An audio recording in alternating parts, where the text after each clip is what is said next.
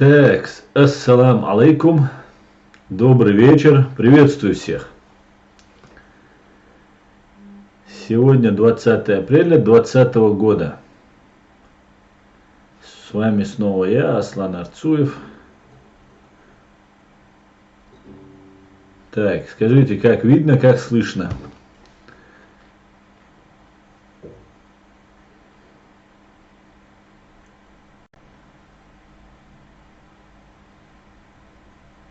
Супер, Тарас Павлик на месте.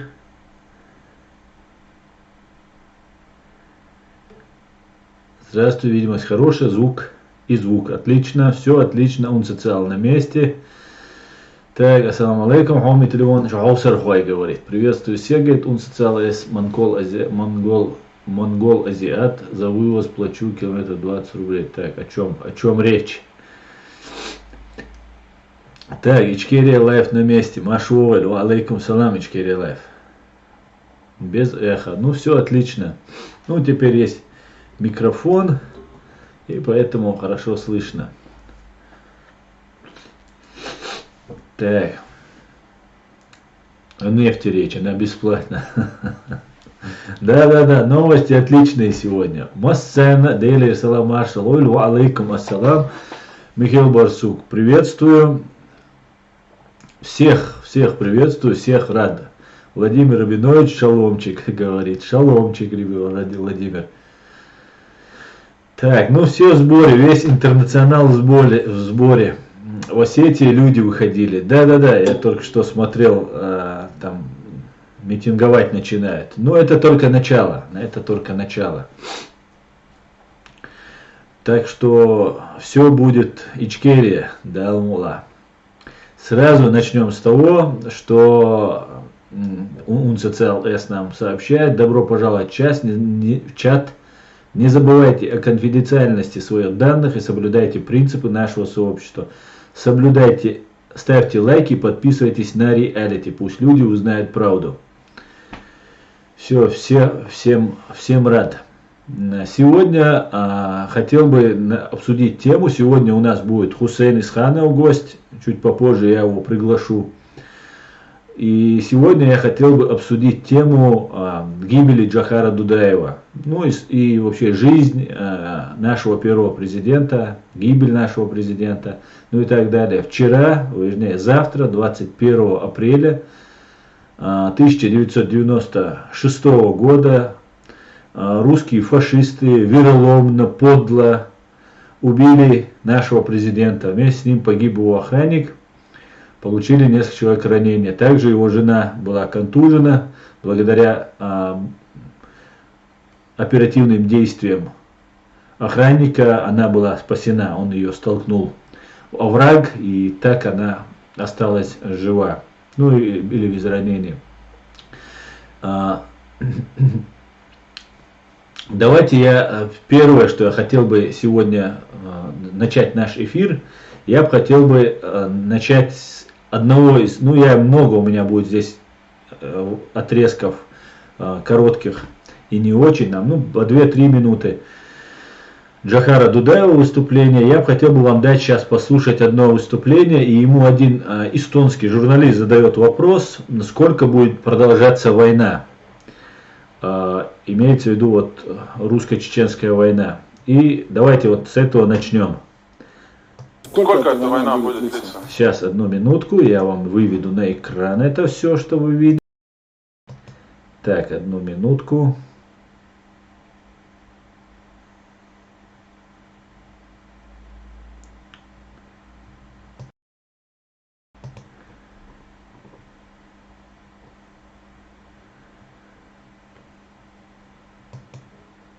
Так, теперь мне надо... Сколько эта война будет длиться? Если и найдет какое-то временное притушение, то эта война заряжена лет на 50. Она сейчас будет перерастать. Масштабы ее будут расширяться. Тлеть она будет долго. очаги тления будут развиваться все дальше, шире, шире, шире и больше. Значит, наверное, до тех пор, пока Россия как государство перестанет существовать. До тех пор, пока Россия как государство перестанет существовать, говорит Джохар Дудаев. Именно это единственное условие, при котором все народы смогут получить долгожданную свободу и гарантии безопасности будущих поколений, что эти народы не будут уничтожаться, выселяться, изгоняться, репрессироваться. Вот у нас единственная гарантия — это уничтожение фашистской империи под названием, сегодняшним названием Российская Федерация. Другого выбора у нас нет. Ни у нас, ни у остального мира его нет, этого выбора. Так что, господа, вот вам для размышления. Я еще вам проведу одно очень хорошее видео по поводу, так, это подлиннее чуть-чуть будет. И еще одно видео, оно тоже 1 минуту 22 секунды. Я его тоже вам сейчас включу. Так.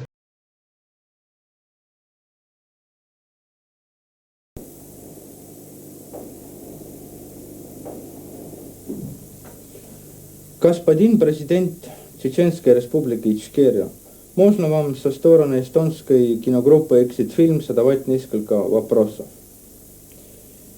Стоят ли эти огромные жертвы и разрушения желания чеченцев жить свободно в независимом государстве? Свобода и независимость — это для нас жизнь или смерть. Потому что можно было жить с народом, в народе, с соседом, в государстве, где защищены какие-то твои права, где государство или народы перед тобой выполняет обязанность. Их нет. Россия не выполняет никаких обязательств перед народами, перед государством. Поэтому нам просто предлагают в лесу выловленного дикого медведя посадили в клетку и говорят: иди, заходи в клетку и живи с ним, дружи. Подай ему лапу с этим зверем и живи дружно. Вот что такое Россия. Вот что такое Россия и с кем нам предлагают жить в клетке. С диким медведем нам предлагают жить в клетке. Мы лично, я и многие десятки тысяч и сотни тысяч чеченцев не согласны так жить. Не согласны. Да, мы не хотим, чтобы нас бомбили. Да, мы не хотим умирать. Мы очень сильно хотим жить. Мы очень сильно хотим развиваться, внести вклад в мировую человеческую цивилизацию, в мировую культуру, в мировую науку. Мы все это хотим. Но если нам предлагают жить вот в сегодняшнем положении, вот именно об этом говорил Джохар Мусаевич, именно в том положении, в котором сейчас находится чеченский народ, вот именно вот этого он пытался избежать. Для нас, для чеченцев, это неприемлемо. Мы не можем так жить. Мы не можем согласиться с этим. Тем более, когда у нас есть все права, все основания для этого. У нас есть государство, которое заложили вот эти люди: Джохар Дудаев, Индарбиев, Закаев, Саид Амин Ибрагимов, Хусейн Исханов, десятки, сотни, тысячи людей, которые создали наше государство. И мы не откажемся от этого никогда. Джохар Дудаев, который сейчас, вы видели, говорит, на 50 лет где-то заряжена эта война. Человеку уже за 50 лет, он же понимает прекрасно, что он не доживет до конца этой войны. Но сам факт, он начал эту государственность, это строение, он заложил фундамент, он и его соратники. Наша задача продолжить. Фундамент у нас железобетонный заложили вот эти люди. Наша задача продолжить, и никто и ничего не может нас на этом пути остановить. Это невозможно. Это как взойдет утром солнце, 100%, точно так же 100% это государство будет существовать.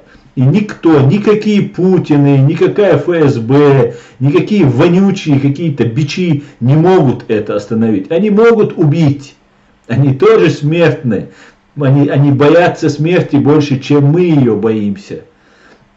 Они, вот Путин, он сейчас прятался, по бункерам бегает, прячется. Бедолага. Никто нас не сможет от этого остановить. Никогда в своей жизни. Понимаете? Никогда. Вот это мы хотим донести до всего мира. Ну и для русских, до русских тоже. В конце концов, они должны знать, что мы не собираемся, отступать от своей главной задачи. Задачи для того, чтобы получить права, которые никогда не дадут России больше нас истреблять. Поголовно, беспощадно, женщин, детей, стариков, инвалидов, мужчин, всех поголовно, животных, наши поля, леса, все это истребляется, до сих пор продолжается полностью безграничное, бесконтрольное высасывание недр из наших стран, из нашей страны. Наши люди находятся в тяжелейшем положении, в тяжелейшем просто. И весь мир делает вид, что не замечает. А некоторые умники, которые понимают это все, видят это все, я имею в виду журналистов, говорят, ну как же так, как же так чеченцы до такого состояния довели. Ну это же были такие чеченцы. У меня возникает вопрос, если вы находитесь в заложниках, если вы просто в тюрьме находитесь, вы тоже должны гибнуть. Хотя у нас до сих пор продолжается, что гибнут люди. Гибнут каждый день. Каждый день у нас начинается сопротивление к этому. Давайте перейдем к вашим вопросам. Так. Нохчуволд у нас. Ассаламу алейкум. Алейкум салам Нохчуволд. Наш Вовель. Адам Грузинский, Анзори, но так, Аслана, победа будет только в случае объединения борьбы, только так. Но абсолютно с тобой согласен. Об этом и Джахар Дудаев говорил, и Аслан Масхадов, и Зелимхан Индарбиев, и все наши лидеры об этом говорили. Нет этих лидеров, всех их убили, но объединение, тот, кто носит вклад, они объединялись. Они объединялись, да, между ними вбивался клин. Их разъединяли, проводились разные провокации, пользовались нашим менталитетом. Чеченцы нас сделать, я не знаю, завести просто, да, вот как спичку зажечь, вообще никакого труда не составляет. И даже меня в том числе, который с вами общается, который понимает, да, я это понимаю, и нас все заводит. Мы должны научиться, мы должны стать зрелыми, политически зрелыми мы должны стать. Да, мула, все у нас получится. Да, мула. Так, перейдемте еще к вашим вопросам. Сейчас минут через 15 позовем Хусейна, пообщаемся. Так, Адам Грузинский на месте, Винпис Инкульта на месте, антирашизм на месте, Маш Доль, Массергов, алейкум салам. Так.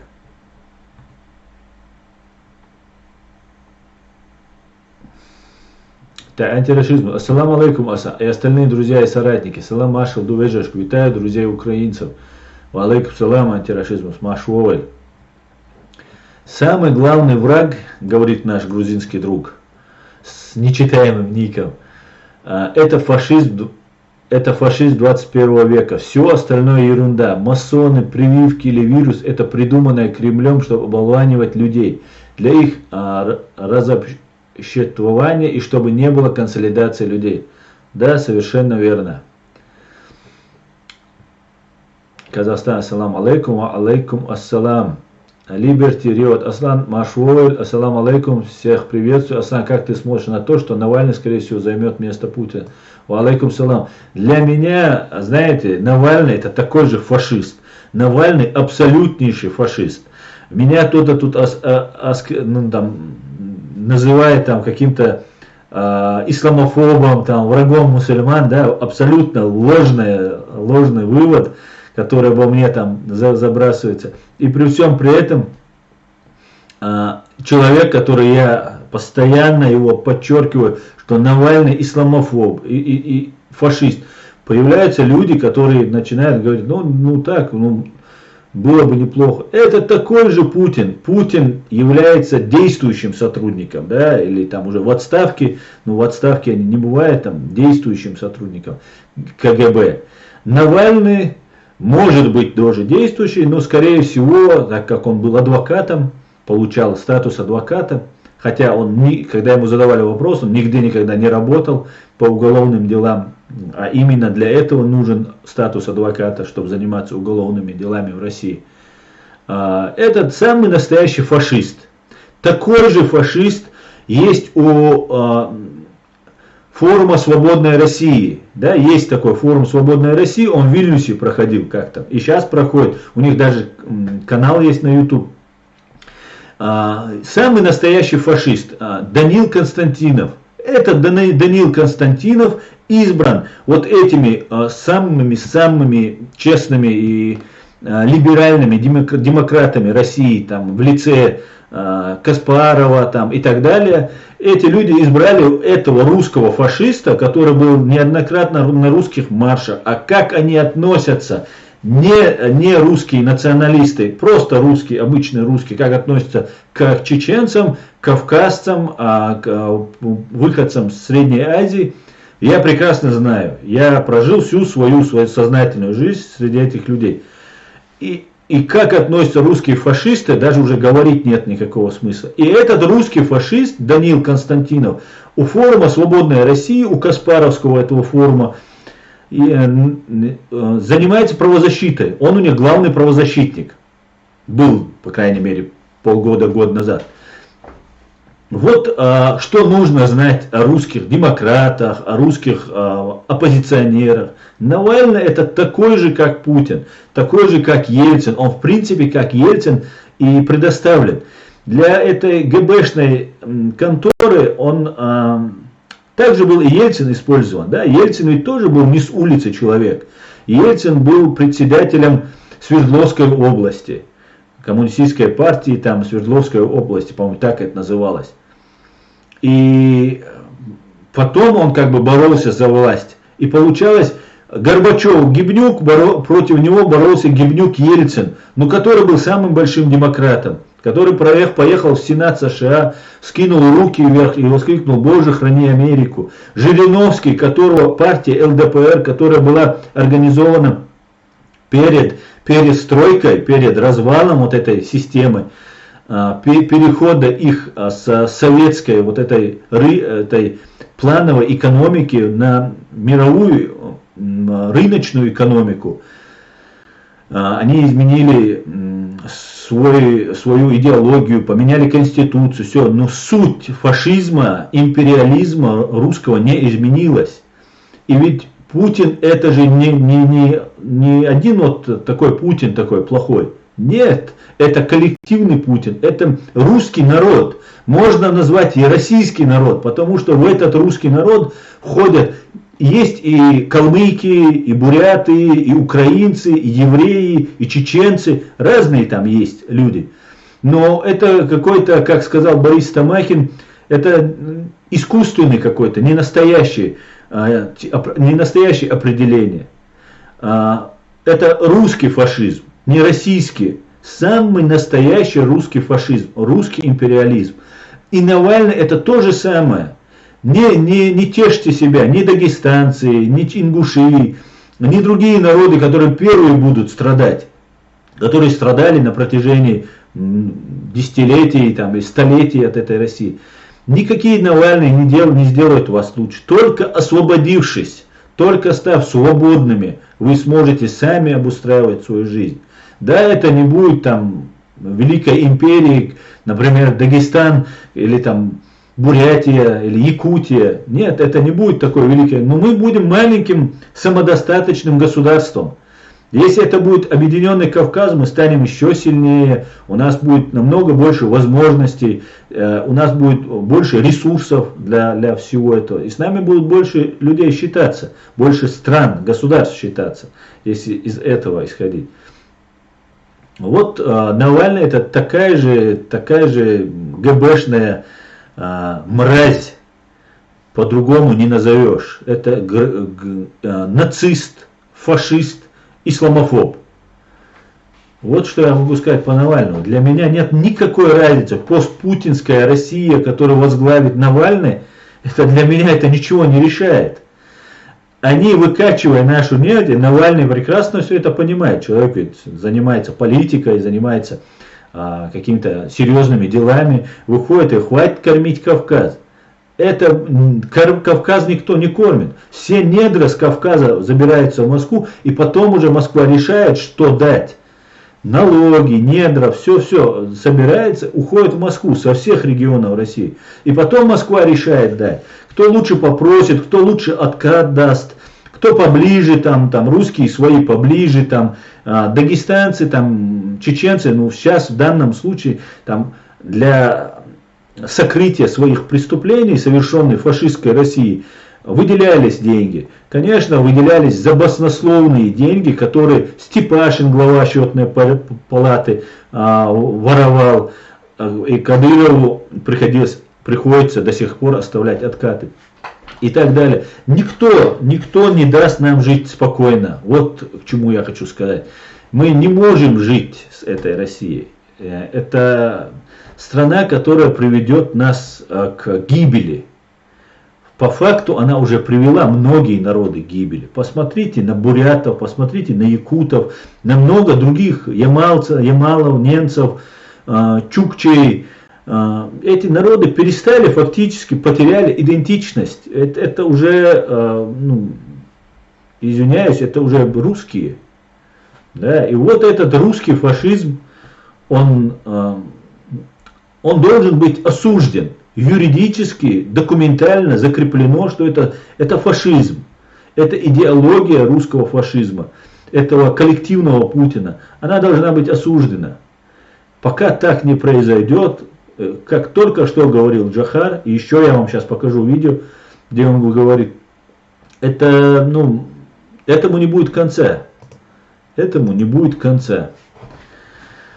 Так, давайте я сейчас отвечу немножко на ваши вопросы. И покажу вам видео Джохара Дудаева. Мансур Абдурашидов за союз Кавказских республик и деоккупацию террористической России. Либерти Риот, Аслан, спасибо, развернут ответ, полностью поддерживаю твое мнение. Там все распланировано наперед. Да, я знаю, распланировано наперед. Навальный не просто так сейчас появился, его тут держат. Там он болванит молодежь русскую, которая надеется, что вот это какой-то демократ. Он там учился где-то в Еле, в американском университете, где-то в институте. И когда, например, Навальному, обвиняют Навального, что он работает там на американцев, потом тех же американцев дурят, что как бы Навальный-то, он же как бы свободный человек, и американцы так, есть, которые все понимают, разбираются, по большей части не вникают в некоторые дела, потому что им не нужно это. Они думают, есть Россия, Америка, она же во всем мире, да, где-то там принимает участие. И вот, есть Россия, а те умеют надурить, обмануть. Вы посмотрите, во все международные институты Россию взяли, G7 взяли, она просто была, везде. Это при том, что она устраивала геноцид чеченского народа, развязывала войну против Грузии, сейчас развязала уже против Украины. И вот тогда задумались, а это же очень серьезно. Как же, и то помните, как с Украиной было, как еле-еле разворачивался вот этот корабль, западной цивилизации. Еле-еле, ну так думали, взвешивали, там, быть, не быть, связываться. Ну ладно, отдали Крым, ну ладно, сейчас Украина успокоится. Только лишь из-за того, что Украина, как сказал Джохар Дудаев, на непримиримых вцепилась именно из-за патриотов украинских, которые вышли защищать свою родину. Вот только благодаря этому весь мир кое-как развернулся вот в сторону, что начали признавать. И теперь мы видим результаты, как Россия начала огрызаться, когда ее начали давить, когда начали ее заставлять соблюдать международное право, только лишь всего. Даже за геноцид чеченцев никто не спрашивает. Даже за войну в Грузии убиты тысячи людей, никто не спрашивает. Сотни тысяч убито в Чеченской республике Ичкерия. Никто не спрашивает. Только лишь за Грузию, за Украину, ну давай, соблюдай международное право, и будет все нормально. Нет, уперлись, посчитали себя какими-то великие мерзавцы. Так, давайте я вам покажу вот одно видео. Оно 4 минуты, и как раз после этого можно будет позвонить Хусейну и включить его с нами в эфир.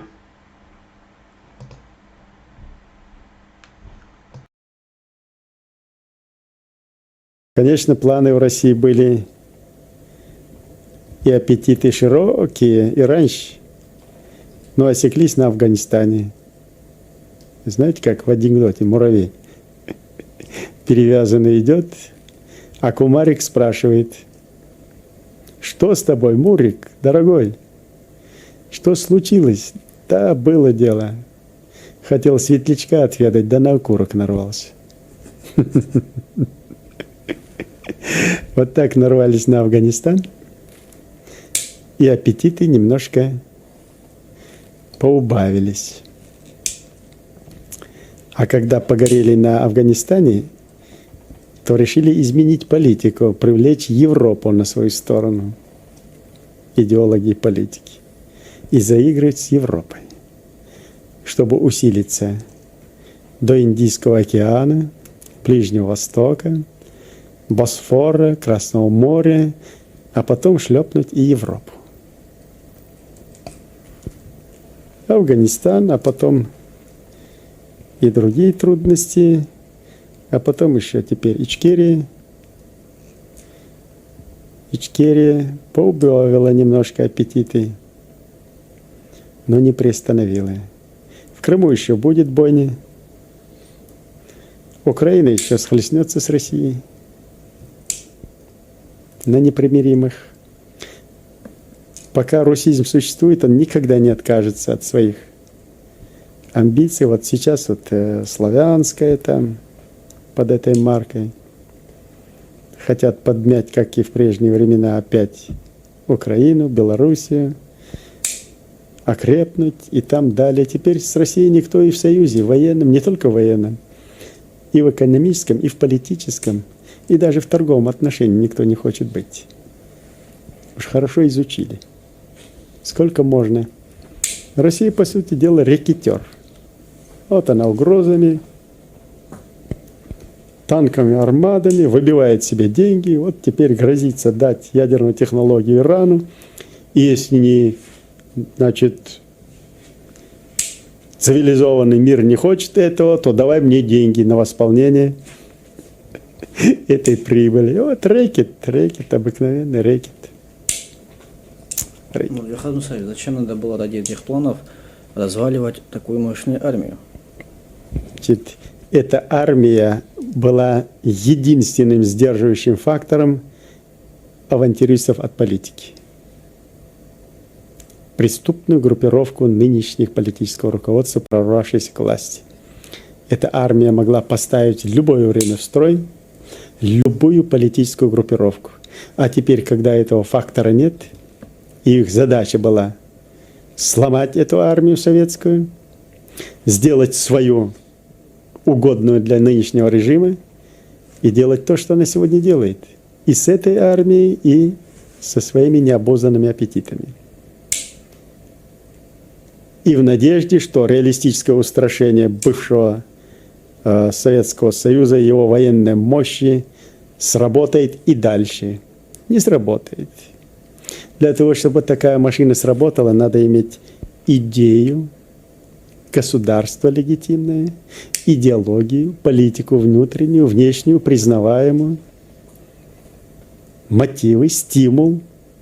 Вот тогда сработает, а сейчас не сработает. Никакие угрозы с пеной у рта, кровавой пеной российского нынешнего режима и будущих режимов, ничего не изменится.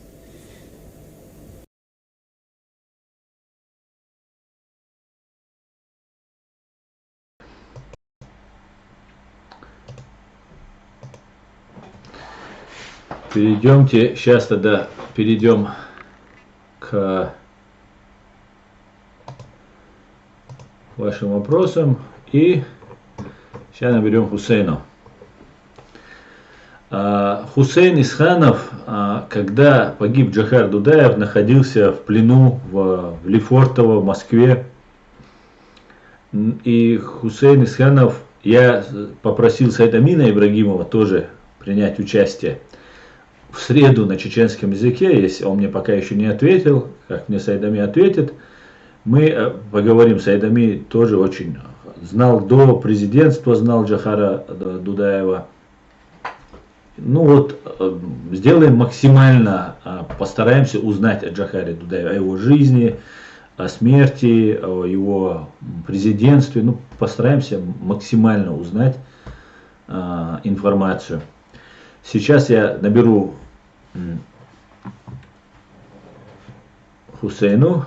Хусейн, если ты смотришь, я тебя набираю.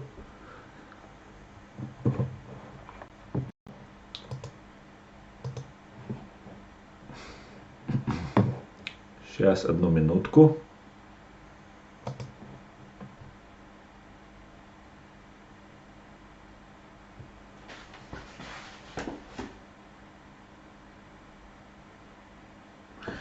Так, Хусейн, ассаламу алейкум. Сейчас. Вот теперь слышно. Теперь слышу. Так, возник проблема с микрофоном, подключить другой, обновить. Так. Сейчас, одну минутку.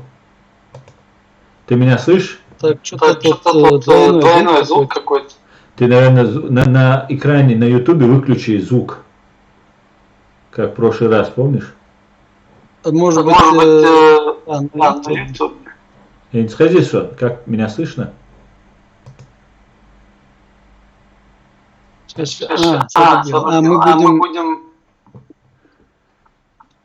Ишти. Да, я тебя слышу. Ты меня слышишь? Сейчас слышу, хорошо. Все отлично. Я думаю, мы же по скайпу разговариваем. Не пойму. Да. А ты на ютубе выключи звук и все. Сейчас. Я включу тогда тебя.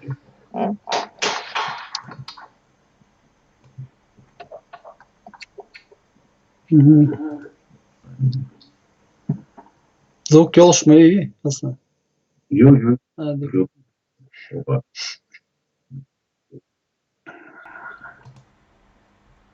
Так, подожди-ка.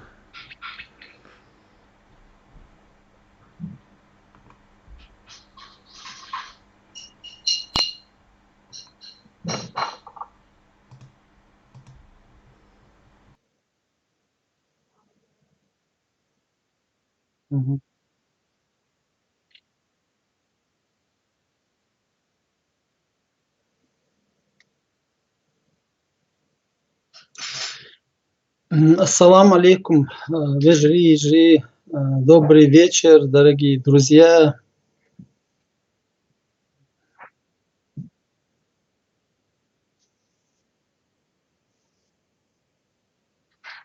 Да, я вижу.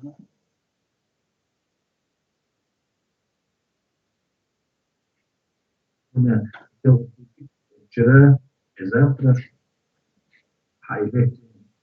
Ой. Я себя слышу. Собордел. Я сейчас тут не пойму, что... здесь выключено вроде бы.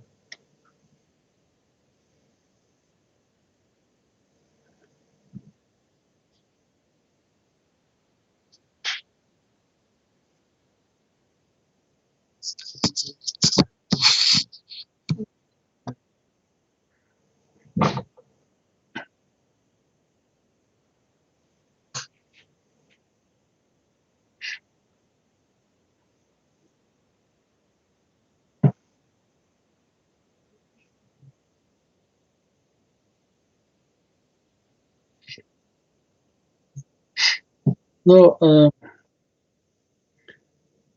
в чеченскую армию я попал совершенно случайно. В 92 году я вернулся из Волгоградской области, где я работал, жил. Вернулся в надежде быть полезным нашему народу.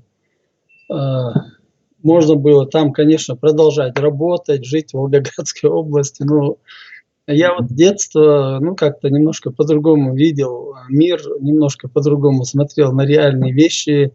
Жил в городе Грозном, видел очень много несправедливостей со стороны проживавших на тот период русских по отношению к чеченцам, потому что мы дети тех, кто вернулся из Казахстана. Как раз, я был ребенком, когда мы вернулись, мне был 1 год. И я, в принципе, как раз после возвращения из Казахстана вырос в эту эпоху, когда нам приходилось преодолевать множественные барьеры и самоутверждаться на нашей земле. Потому что мы, когда после возвращения, там вообще никаких прав не было. У чеченцев не было прав, и все надо было каждый день в напряженной борьбе себе какое-то место под солнцем завоевывать. Дрались там, там разные эти варианты были. Куда не пойдешь, обязательно эти драки в детстве были. Потом более взрослом юношестве то же самое было, там районы на районы, там в городе. Приходилось, чеченцам приходилось на своей родине потихонечку брать власть в свои руки, так сказать. Ближе к этой теме, если идти, в 92 году, в 93 году, начало 94-го, по-моему, когда оппозиция пришла через микрорайон, первый раз оппозиция заехала в город Грозный, я был как раз в селе Агишты, оттуда ехал домой, Эштир. Ехал домой, так получилось, что я оказался за колонной машин, из которой выехала из Аргуна и двигалась в направлении города Грозного.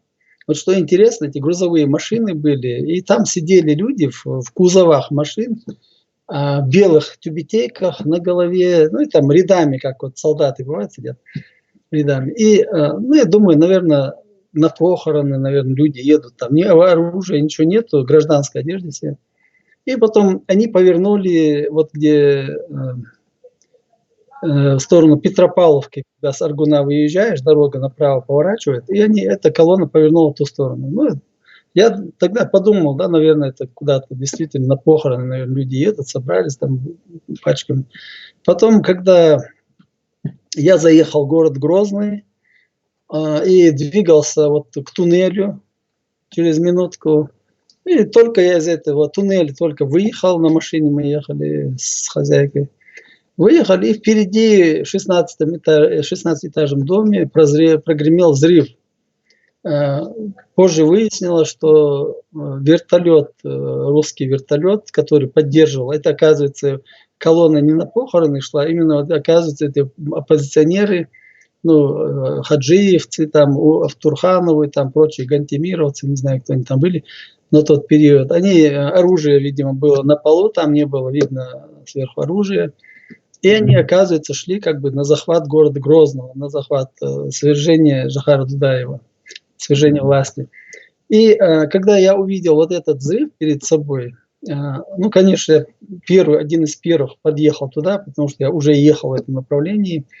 И я увидел где-то в районе 8-го этажа, по-моему, где-то посередине, дым идет, такая дыра, там все такое. Я сразу побежал наверх посмотреть, есть ли люди раненые, кто-нибудь там. Я там, еще соседи выбежали, зашли в квартиру, слава Всевышнему, никого дома не оказалось в этой квартире. и раненых не оказалось, просто попала ракета, предположительно выпущенная в президентский дворец, потому что, скорее всего, этот пилот не очень ориентировался в городе и выпустил эту ракету, полагая, что она попадет в президентский дворец. В общем, потом я поехал домой, отвез супругу домой, там высадил ее и сразу поехал обратно в президентский дворец. Ну, когда я приехал туда, там тоже чисто случайно все это происходило. С одним моим соседом мы поехали с Натеречного района, он тоже был. И когда мы пришли к Масхадову, а он уже, главный штаб находился в президентском дворце тогда, и Масхадов, когда я там начал, ну, сказал, вот я хочу там чтобы принести пользу, там, если мои какие-то, я нужен там и так далее, в общем, я готов взять оружие и стать в ряды защитников. А он спросил, откуда я, что я. Оказалось, что мы односельчане Зебер-Юрта с Натеречного района, с Масхадовым. Я его тогда видел впервые, ну, слышал так про него, но видел я его впервые. И вот так я оказался в этом главном штабе, потом там я видел, естественно, Жохара Дудаева, там во время войны видел Жохара Дудаева. И уже когда началась Первая война, видел Жохара Дудаева много раз. Потом в Бамуте я был, на совещаниях я был, ну, везде, где там какие-то военные сборы, военные какие-то совещания были. Мне по долгу службы приходилось там бывать. И, ну, Жохар, вот я его помню, Жохара, я всегда это подчеркиваю, да, вот для меня Жохар, ну, такой, ну, какой-то образ такого героя, да, не унывающего героя, который, вот, ну, кто его помнит, может подтвердить, что Жохар Дудаев был таким человеком. После его прихода вот эти ребята, которые, ну, уставшие там на войне, голодные, может быть, в какой-то мере, вот эта вся волна спадала, вся эта пелена, вся эта усталость спадала после его появления. Он шутил там, не такой вот, как бы сейчас мы видим, можем смотреть на президентов и России, там, и Кадырова, там, и на других, на каких-то людей, которые ставят из себя непонятно что. То есть этот человек совершенно был другой, он был очень простой человек, военный, там он понимал характер людей, прекрасно знал людей, прекрасно знал психологию. И с ним было очень интересно. Вот все просто жаждали, просто любили этого Жохара Дудаева, ну, такой вот любовью сыновей или там братьев, да, вот кто помоложе, как отца его любили, кто постарше, как своего родного брата, может быть, даже и больше. Такое у меня было, сложилось такое о нем впечатление. Потом в мае 96-го года я, когда ехал по Старопромысловскому району, я там готовил подпольный отряд для того, чтобы внутри города делали. Да, мая 96-го года. Нет, до гибели, за месяц до гибели Жохара Дудаева. В апреле Жохар Дудаев погиб. Не, месяц это перепутал, я вернулся в мае. Да, это в марте, да. Да, я уже, ну, столько лет прошло уже, моменты какие-то, да, там март, май, вообще путается уже. За месяц до гибели Жохара Дудаева, ну, может, чуть меньше даже, чем месяц, я попал, ну, с моим братом, мы попали в плен. Попали на Старопромысловском шоссе возле электроприбора. Ну, попали, не то слово попали, да, нас просто один чеченский милиционер указал на нас пальцем, когда мы ехали в одну сторону, проехали, когда ехали в обратную сторону, вот на нас указали, остановили машину. На блокпосту, на русском блокпосту. Остановили машину, и, ну, как правило, там обычно все знают, кто там через блокпосты приезжал, что первым делом солдаты берут документы, идут к багажнику. Вот в нашем случае к багажнику не пошли, он взял документы у водителя, за рулем сидел мой брат, я сидел рядом, и этот, кто взял документы, пошел перед машиной, стал, но этому брату тоже вышел, и мне предлагают выйти, причем интересно было, и говорит: о, Масхад попался, выходи. Мне говорят, я говорю, для того, что, ну, если вы там Масхаду, ну, там отшучивался, в общем, если хотите там Масхаду поймать, там у него приметы такие и так далее, в общем, вы повнимательнее смотрите, там, ну, шутки, конечно, не прошли мои, нас оттуда вывели, потом повели в ГУОШ, повезли сразу, в ГУОШе сутки, там где-то просидели сутки, и потом после отправили сразу в Москву, в Лефортово. Вот в Лефортово я был месяц в Лефортово, с моим братом, он тоже там был.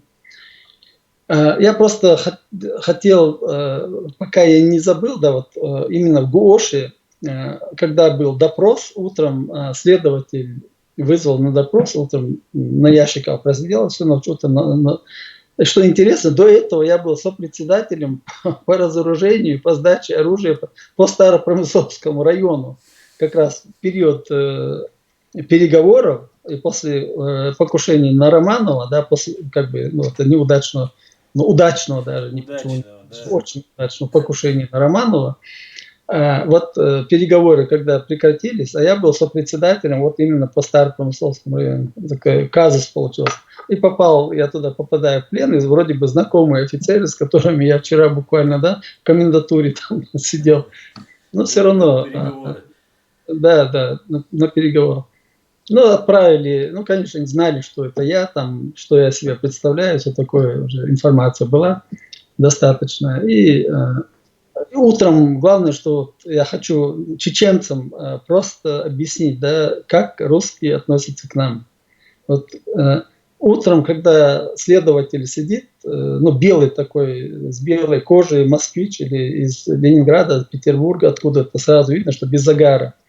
Он на меня не смотрит, в принципе, там сидит, что-то записывает и говорит: фамилия, имя, отчество, кто у тебя, какого ты тейпа, какого тукма и кто у тебя верос. Меня вот этот вопрос вообще там уложил. Я говорю: слушай, говорю, ты что, посмотри на меня внимательно, я что, на индейца, что ли, похож? А какой ты веросе говоришь, а какой ты туком говоришь, а каком ты тейпе говоришь? Мы уже переросли из этого общего, из родоплеменного состояния, мы уже превратились в народ. Мы ведем национально-освободительную войну, мы построили государство, мы там его защищаем и так далее.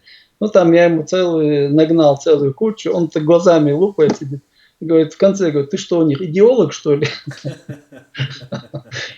Ну, такая история была интересная. Я специально рассказываю, чтобы вот сегодняшние ребята, которые не понимают, ради чего мы воевали, да, не понимают, что вот, надо быть чеченцем, надо быть народом, не тупом, тейп и так далее, куда нас тянут, да, в это болото. А мы должны говорить, между собой мы можем тейпан, милуй, да, говорить, но как народ мы должны вот в мире представлять как чеченский народ, единый, целый чеченский народ. Иначе нас будут вот как этот следователь на тейпы, тупмы и веросы делить. То есть, ну, после отправили нас в Лефортово, одним словом. Прибыли на Моздок, с Моздока на самолет, и на Ханкалу привезли, да, с Моздока, на вертолете на Моздок.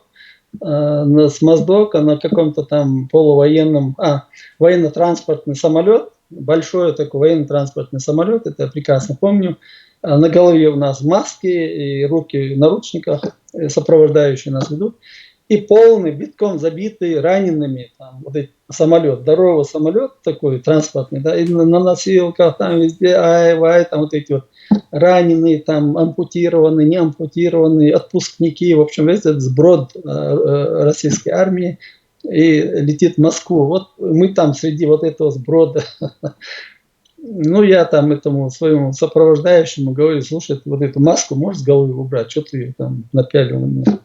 Но он мне там говорит, ты знаешь, лучше тебе не снимать ее, потому что ты же видишь этих людей, я тебя спасти тут или тебе помочь ничем потом не смогу.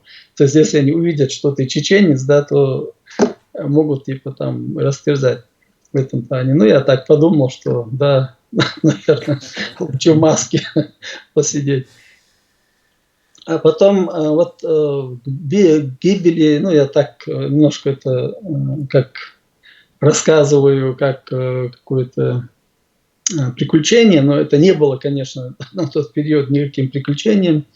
Было, ну да, какая-то тревога на душе была, конечно, там, когда тебя из войны забрали, да, и ты уже ничего не можешь сделать, тяжелое вот это состояние. И в Лефортово, вот мы в камере были там втроем, 3 человека. Ну, там двое русских и я. Вот сидели где-то недели, по-моему, вот 21 да, апреля. Радио у нас там было внутри камеры. Я слышу голос, то ли вот сейчас я точно не могу вспомнить, то ли это Ахмед Закаев говорил, да, эту информацию о гибели Жохара Дудаева, то ли хуже Ахмад Яриханов. Вот я больше склоняюсь к Яриханову. Озвучили информацию, что вот в ходе боев там, в городе Грозном и так далее, в общем, погиб Жохар Дудаев. Вот, или подло там как-то убит Жохар Дудаев. В общем, Яриханов озвучил эту информацию. Но для меня, сидящего в клетке, да, это было ну, таким шоком, да. Вот такое, я не знаю, я не переживал никогда больше в своей истории такого шока, да, как у меня был именно вот в этот период, когда после гибели Жохара Дудаева. Потому что Жохар Дудаев, это же не просто как бы человек, да, просто знакомый, хороший товарищ, там, друг там, и так далее. Жохар Дудаев, это для нас это была вот, ну, как легенда, да, это была надежда на победу, там, ну, все, что мы там с детства впитали в себя, да, любовь к родине и так далее, к свободе и так далее, мы, в принципе, проецировали на него и вот думали и знали, и видели, что он это может сделать, он нас может привести к победе. И тут бах, Жохар Дудаев погибает. Ну, было очень тяжело, надо сказать. Ну, потом 16 мая, да, вот я вспомнил мая, это было мая, нас, короче говоря, по обмену там с 2 офицерами, с одним подполковником и майором ФСБ, меня и моего брата обменяли, короче, через каких-то посредников, не знаю, через кого, чего там. И привезли на Ханкалу. Сперва на Моздок обратно этим самолетом привезли, потом оттуда на Ханкалу, и оттуда привезли, ну, на Ханкале переночевали, потом привезли в этот, где дом, главпочтамп, если кто помнит, в Грозном был главпочтамп, и там был Ленинский отдел ФСБ по Ленинскому району в 96 году, ну, русская вот это. Нас туда привезли, и мы там ожидали обмена, пока не приведут нам вот эти, они привезут на обмен людей. И, конечно, там после освобождения уже, да, я первым делом сразу поехал к Идигову, потому что я там жил тоже рядом с Идиговым, и ну, с Идиговым у меня в тот период были очень хорошие отношения. Я сразу первым делом поехал к нему. Я знал братьев тоже Жохара Дудаева и хотел выразить там соболезнования, пойти к нему домой, но когда Идигов мне сказал, что его братья не видели, ну, как обычно, тело не видели, не верят, что он погиб и так далее, ну, и не надо туда идти, и они все равно там не воспринимают эту потерю как гибель. В общем, такого у них нет осознания, что он погиб. Ну и тогда, конечно, все времена военные были же, да, все понимали, что возможно какие-то хитрости могли быть, какие-то маневры, еще что-то такое, там какая-то надежда все же была.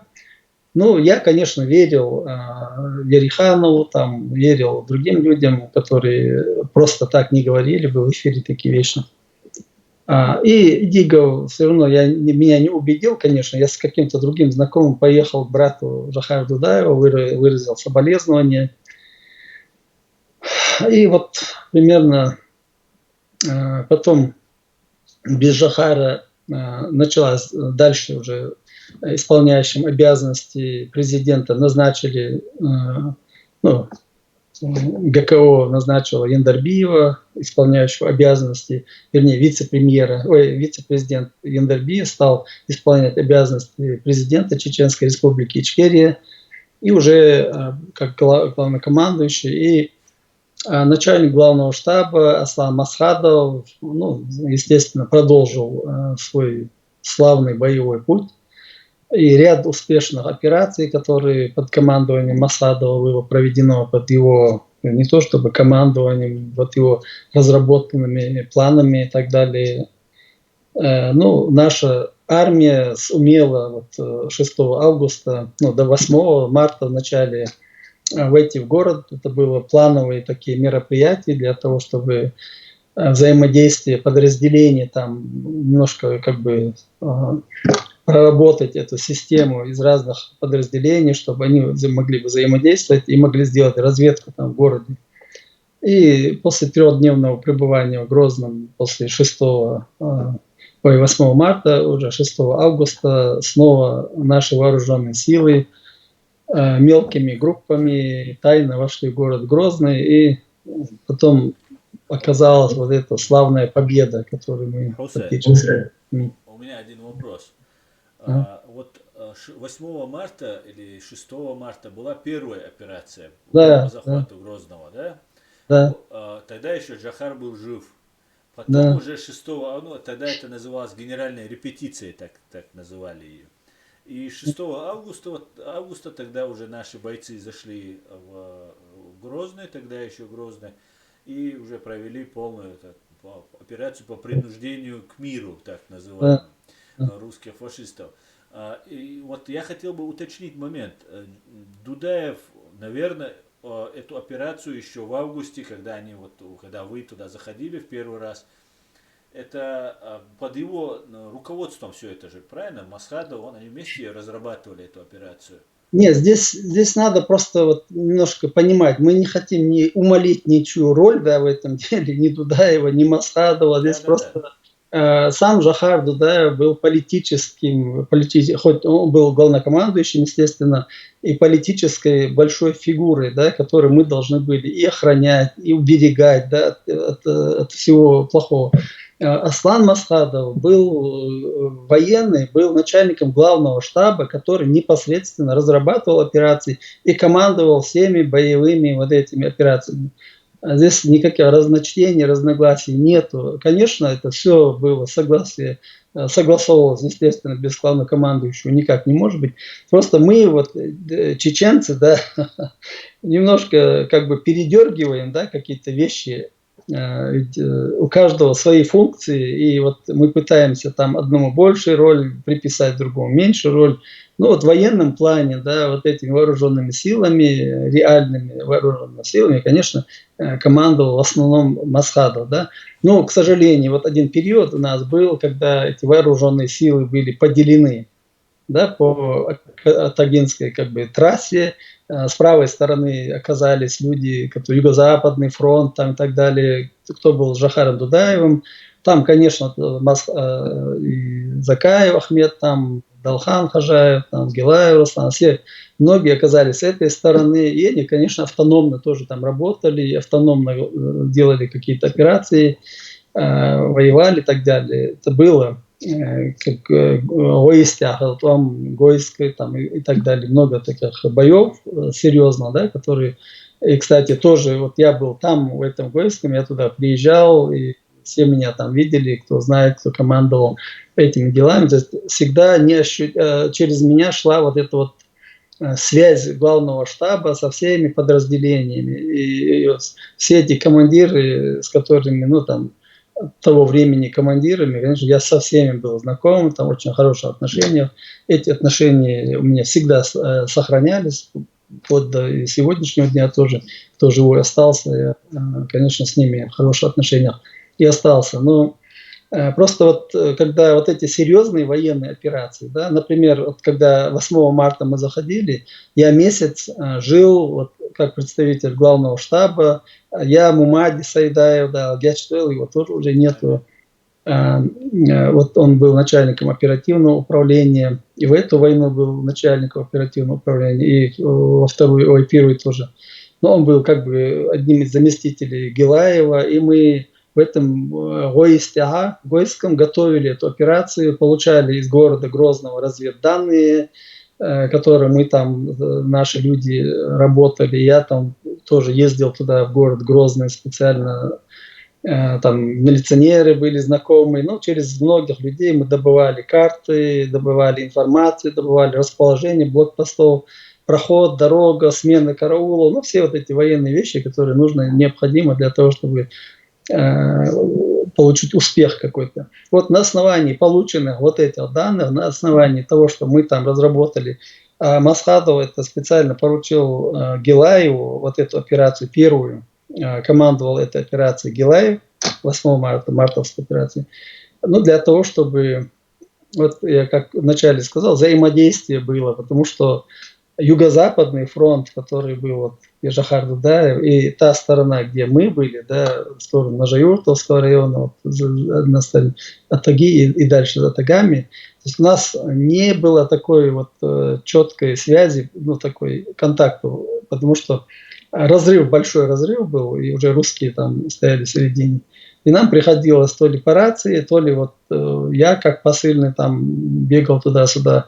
Потом на совещание Масхадов тоже выезжал туда, Бамут приезжал, другие населенные пункты, где были совещания.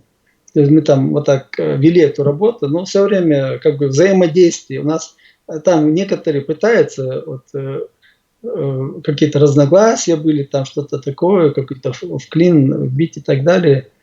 Но я не видел этих разногласий. Все прекрасно Аслан Масхадов уважал Жахара Дудаева. Безусловно, там, ну, интриги, эти дела, конечно, везде, в любом деле бывают, и на войне тем более, там, непонятки и так далее. Какие-то мелкие вещи были, но это были мелкие вещи. Да. В основном стратегически все шло просто прекрасно, да, иначе бы мы не победили бы. Хусейн, тогда отвечаем чуть-чуть на вопросы. Тут люди задавали, по крайней мере, сейчас я найду, задавали вопросы. Вот Адам Грузинский спрашивает, какую роль в то время играл Тимирбаев? Я не знаю, о ком он говорит. Кто-нибудь знал его в те годы? Ну, я знал Тимирбаева.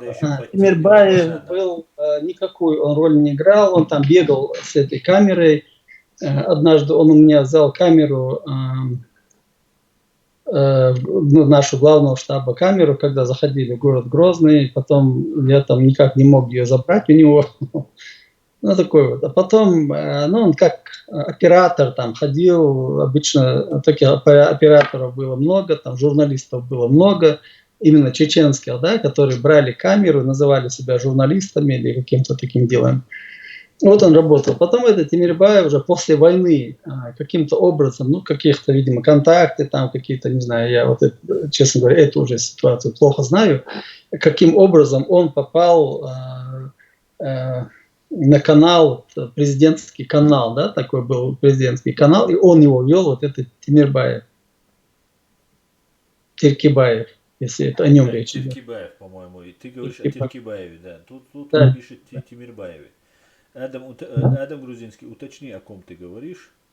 Ну, Тиркибаев, это если тот, который Норд-Ост повел этих людей, да. Тиркибаев это этот. Который подставил вот этих норд-остовских. Это Тиркибаев.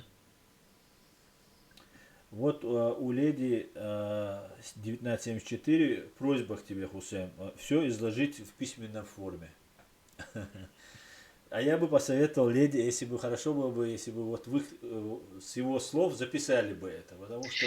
Ну, мы, честно говоря, вот мы доступны для любого, да, мы не прячемся, я лично ни от кого не прячусь. Все, многие люди знают мой номер телефона, знают меня там на Фейсбуке, везде, да, если кому интересна вот тема, я вообще до сих пор удивляюсь, почему она не интересна, да, тема войны, ведь ветераны войны, да, те люди, которые были у истоков, которые воевали, которые непосредственно находились именно вот в очагах, ну, это, я не знаю, это же какой-то очень ценный материал, да, для исследователей, для историков, для и так далее. То есть нету интересующихся. Вот меня это всегда поражает, да, почему нету. Историкам неинтересно, журналистам неинтересно. Адам уточняет здесь. Ибрагим Тимирбаев, мэр Аргуна, который. Аргуна, да, мэр Аргуна. Но Он я тоже вот, на фотографиях, там мы его видели, он где-то там. да, я примерно знаю там историю его, немножко знаю. Я его лично, честно говоря, не знал этого Тимирбаева, видел, может быть, пару раз.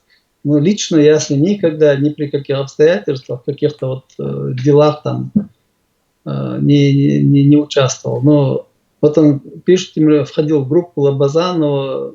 Я тоже это не могу утверждать, он входил и не входил. Аргунцы, наверное, лучше знают. Но на тот период, вот когда я пришел в вооруженные силы, как раз была вот эта борьба в микрорайоне против Лобазанова, потом в Аргуне против Лобазанова эти стычки были. И когда прогнали то Лобазанова из города, из Аргуна, ну, дальше я немножко, потому что я был на тот период человек новый, да, вообще в республике, потому что я приехал только в 92 году. И я многие вещи не знал, многих людей не знал. Это уже по ходу войны я там перезнакомился со всеми. А так вот эти моменты я кое-какие могу не знать, конечно. Ну, тут спрашивает информацию о Магомеде Жаниеве. Ну, это военный наш генеральный прокурор Жаниев. По-моему, Янди Котер, по-моему, он родом оттуда, или оттуда, ну, с этого краев. Погиб, мне кажется, да, Усе? Он погиб, когда погиб да, он погиб, Курбанов погиб, и Ибрагимов был ранен тогда. Вот Ибрагимов был тоже, как его зовут. Вот эти двое погибли вместе с Жахаром Дудаевым. Ну, Жахар Дудаев, когда эта ракета попала, это Джаниева я знал, да. Джаниев был очень колоритный, конечно, с этими такими огромными усами. Прокурор. Я вот как-то приехал во время переговоров, это, по-моему, в 96-м году, в 95-м году уже забыл, приехал вот в Янди Котер, когда они там держали оборону, там изрыли его вдоль и поперек окопы, и первые контакты с русскими были.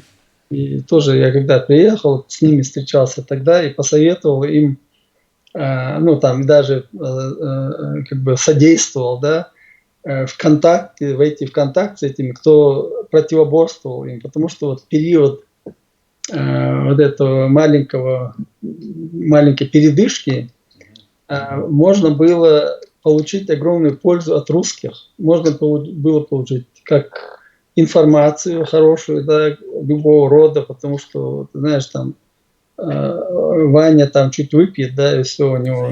Водки, что хочешь, родину продаст. Да, там где-то затариться боеприпасами, там, продовольствием и так далее, и так далее. То есть такие возможности тоже были.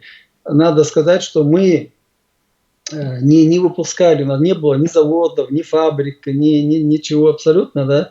Мы воевали трофейным оружием, все знают, да, трофейное оружие – это то, что добывалось во время войны в бою, или же то, что можно было вот каким-то образом получить у русских там за водку, за деньги, за что угодно. Вот такая ситуация была. Хусейн, тогда еще один вопрос тут напрашивается, по-моему, вот тут задают по поводу, что можете рассказать о Исе Мунаеве?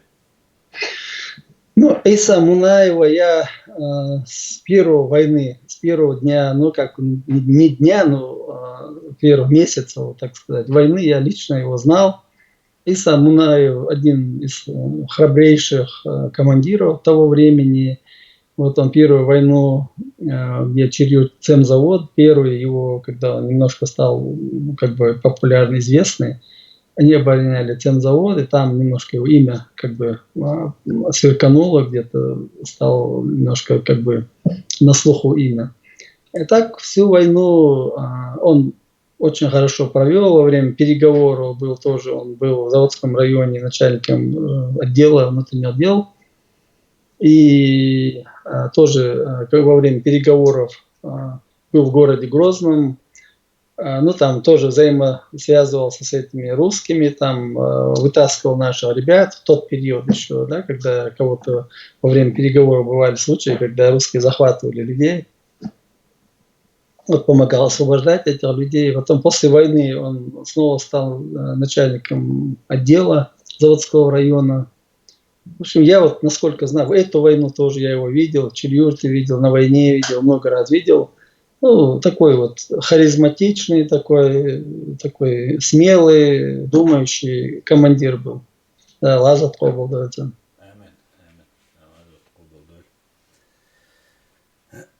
Так, Хусейн, ты тоже видишь, что тут написано, можешь сам, если хочешь, выбирать.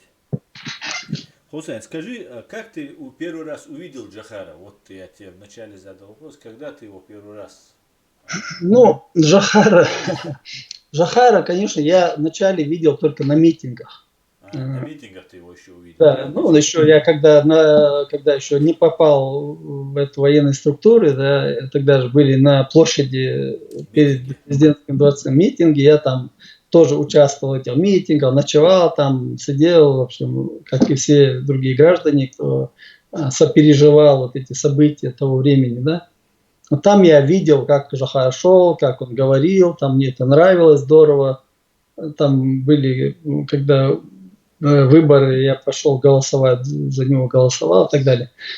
Потом уже, будучи вот в вооруженных силах, я его уже видел, естественно, в главном штабе видел, там, в президентском дворце видел. Но у меня не было с ним такого, знаешь, вот прямые контакты бывают. Ой, как ты, как обычно Джохар подходил к группе солдат или там ополченцев, и так сходу кого-нибудь по плечу.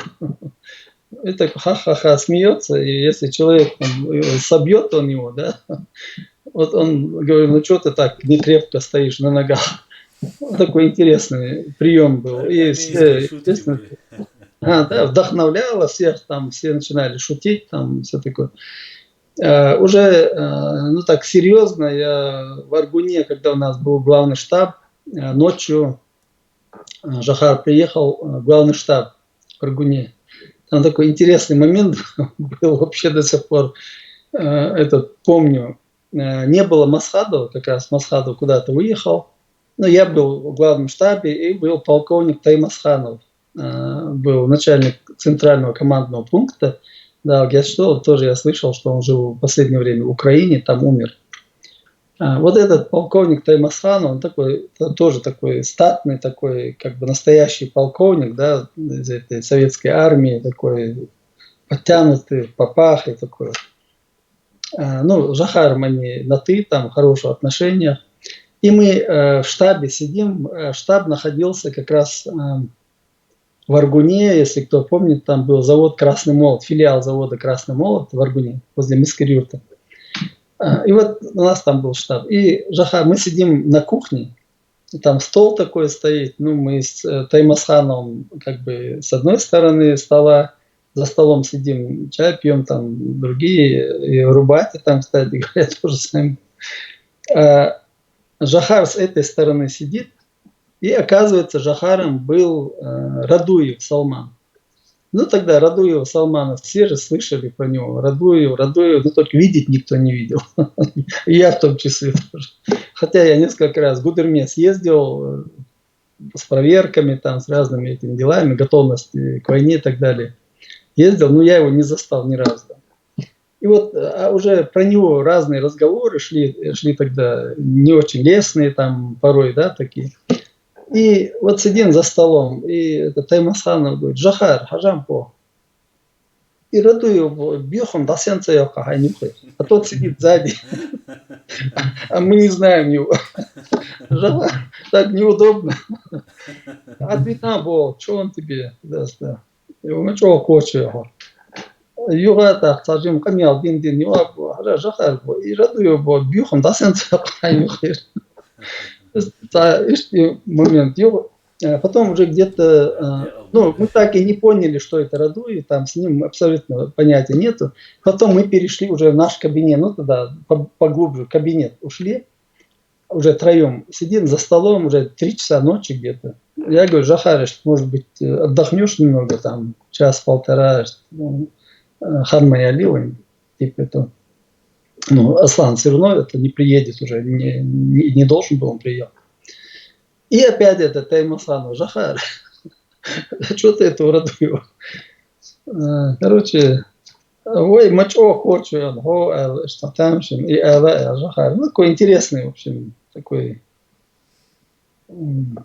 легенда, в общем, он в моей памяти, конечно, для меня он всегда живой, там, я не верю, что он там, ну как не верю, я-то знаю, что он погиб, обычно в Усол-Дня, Белмабати, они живы, пока мы их помним, они пока в нашей памяти, пока мы о них говорим, о Жахаре, Масхадове, других Басаеве, там, других наших героев, они всегда будут живы. Вот как мы их забудем, да, вот тогда они умрут. Да, но мы, я думаю, наш народ никогда своих героев не забудет, не забывал.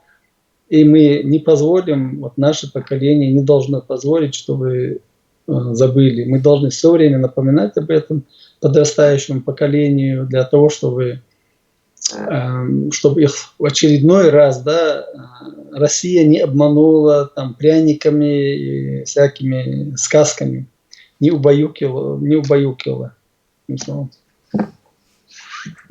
Хусейн, вот вопрос. Бирландия üzeri Бог Аслан Лорсо. Бирланд, мелодия Рамзаева Бирланд, каком Бирланд, Сабурдела. Ее изорде до Сабурдела. Это не которая в Афганистане была. Да, Аслан, уточни, что ты имеешь в виду. Кстати, Сохеш Вуйшун, Сохеш Бог, Шбурош. Так, Хамашволь. Гендер, салам ло Хусейн. Валикум ассалам. Хамашволь с Цахаттардер, Хиета Джахари Ахрани Авар, так Ант Миржоев, из Дин Уйти Оцунале Цумахаион. Ну, Солнцега, Муса, Озер, Миржоев, там еще Миржоев было, не один Докобар Миржоев, гарно, и именно Милхагу, вот я Бадик сейчас он Ал-Хурдац, потому что Шабек, Махара, Диньянда, даже Масуна. Хусейн, еще вот, по-моему, украинец задает вопрос, нон-стоп мистер. Что ваш гость думает о войне в Украине, спрашивает. Что вы думаете, Хусейн, по этому поводу? Ну, я вот как-то на телевидении, на одной украинской передаче говорил об этом. Ну, война, вот, к сожалению, да, с самого начала, вот, русская, теперь я ее называю русско-украинская война, но она была, конечно, у власти были предатели в Украине, в армии были предатели, в полиции были предатели, в СБУ предатели. И как мы видим, до сих пор они там сидят, да. То есть в Украине вот эта война могла давным-давно закончиться. Вот просто надо было решительно с самого первого дня дать щелчок по носу вот этим российским оккупантам, и на этом война бы закончилась. Но, к сожалению, вот эти резину тянули. Я с очень большим сожалением наблюдаю, что ежедневно, да, погибают лучшие сыны Украины, на фронте погибают. От снайперской пули, там, от каких-то вот таких дел, да, где не должны бы они погибать. Если учитывать вот любую военную операцию, да, когда проводят, естественно, там учитывают потери, да, вот примерно сколько можно победить и сколько человек можно потерять. То есть за эти потери, которые Украина понесла, за эту не войну или не знаю, как ее там назвать, да, вот эту тягомотину, если бы с учетом потерь вот столько людей, там, наверное, Москву можно было бы захватить уже. То есть это напрасные жертвы, которые сегодня Украина несет. Несет она потому, что генеральный штаб Украины очень далеко находится от линии фронта. Например, наш штаб, да, наш главный штаб вооруженных сил Чеченской Республики Ичкерия, сам Иджахар Дудаев, как главнокомандующий, всегда находились на самой передовой линии обороны, на передовой линии фронта. Любой может это вот подтвердить, потому что любой солдат, который ополченец, там, кто бы ни был, он должен, ну, как бы не через 10 инстанций получать информацию, а напрямую, когда солдат видит там главнокомандующего, солдат видит там этих высших офицеров, конечно, у него дух тогда поднимается. А если солдата закинули, и где-то по телефону, там, по телевизору, если дают указания, естественно, дух не будет такой высокий, как должен быть. Да, совершенно верно. Печально, просто я очень уважаю сильно украинцев, очень уважаю украинских воинов, да, очень мужественный народ, я должен сказать. Сумели там свою армию возродить, да, мы же помним тоже 2014 года армию и потом сегодняшнюю. Но вот это недостаточное мужество командования, да, оно тормозит, оно порождает ненужные жертвы. Вот это я вижу, это точно. Да, совершенно верно. Хусейн, вот сейчас осталось минут 10. Я хотел бы задать кое-какие вопросы, вот, связанные вот, с этим коронавирусом, да, ситуацией, которая. Здесь разные слухи. Или, может, ты сам хочешь что-то рассказать? Насчет чего? Ну, может, у тебя есть тема, которую ты хотел бы обсудить? Я сейчас тут вот этот парень Аслан Ворс про эту Бирланд спрашивает. Да, это Бирланд, конечно, я знал. Я, к сожалению, дальнейшую ее судьбу не знаю. Она вроде бы сидела в тюрьме, насколько я помню. Вот, которая Бирланд была. Естественно, я ее видел и знал там, и как и многих других, которые были на войне. Все женщины, да, которые были на войне, вообще я их многих знал, очень многие погибли, потому что все они проходили через главный штаб. Но главный штаб это было такое место, куда не только там военные заходили, да, там ополченцы, там гражданские, санитары, врачи, ну все. Вот такое огромное движение. Это как бы небольшой, как бы во время войны получился типа кабинета министров, да, где разруливали все ситуации, вплоть до продовольствия там, и так далее, много чего. Так. Насчет коронавируса, хорошая у меня была информация, есть хорошая, очень хорошая информация. Вчера я разговаривал лично с Закаевым Ахмедом. Вот он огромный привет передает всем нашим друзьям, всем людям, кто там сочувствовал ему в его болезни. Он сейчас очень хороший, ну как бы с моей точки зрения, по голосу. То, что я слышал от него неделю назад, его голос, и вчерашний голос, бодрый, нормальный голос. Немножко есть остаточные вот эти, естественно, эти болячки, но они пойдут, кризис прошел, и он уже неполноценный, хотя бы не 100%, но уже на 80% в работе, в общем, задействованы. Дай Бог остался. Как вот информация. Тоже передавай от нас всех ему большой салам. Да, обязательно передам. Потому что коронавирус, вот, сегодня в Австрии тоже немножко послабление, кризис у нас прошел. Коронавирус, можно выходить, заходить, там ездить на трамваях, автобусах, но это не было запретно никогда. Единственное ограничение – это носить маску надо, магазин, помещение, когда заходишь. Открыли ряд других помещений, тоже, вернее, этих магазинов, да, там промышленные, хозяйственные товары, еще какие-то товары. В общем, потихонечку жизнь возвращается, налаживает, да, такое нормальное русло. В Австрии такая ситуация. А так, есть люди, которые не верят, да, вот этот коронавирус, не верят, что он вообще существует. Вот, я, честно говоря, должен сказать, что надо к этому относиться очень серьезно, потому что вот человечество, да, вообще человек такое существо, да, которому обязательно надо этот вирус за ногу схватить, да, или увидеть его, там, вот эту его такую страшную рожу, да, чтобы от него испугаться и потом принимать какие-то меры. Вирус, его невозможно увидеть. Это такая штучка масенькая, да, его невозможно, но оно может убить человека. Такого здорового, такого сильного человека, да, вот какой-то малюсенький вирус, который там в пару человеческого дыхания, только дыханием передается, он может убить человека. Это реально. Потому что мы видим вот на примере Закаева, да, что он переболел. Вот я видел, как он мучился, как его жена, там, семья переболели. Это страшно. Вот он рассказывает, что во рту как будто металл какой-то, да, привкус металла. Вот во время болезни. Там все буквально болит, весь организм. Невозможно такого чувства, таких дискомфорта, такой боли, да. Нет одной болезни, например, вот эти люди, кто перенес коронавирус, они говорят, что не испытывали никогда. Поэтому, и причем, что есть, я вот тоже читаю, наверное, как и все вы, уже задают вопросы, откуда вирус взялся, кто его запульнул и так далее. И стрелки потихонечку направляют на Россию. То есть все равно эти уши, которые сзади там торчат, да, ФСБ, ГРУ и так далее, Петровы, там, эти, как их там, любители шпилей, новичков. Петров и Баширов. Да, Баширов, да.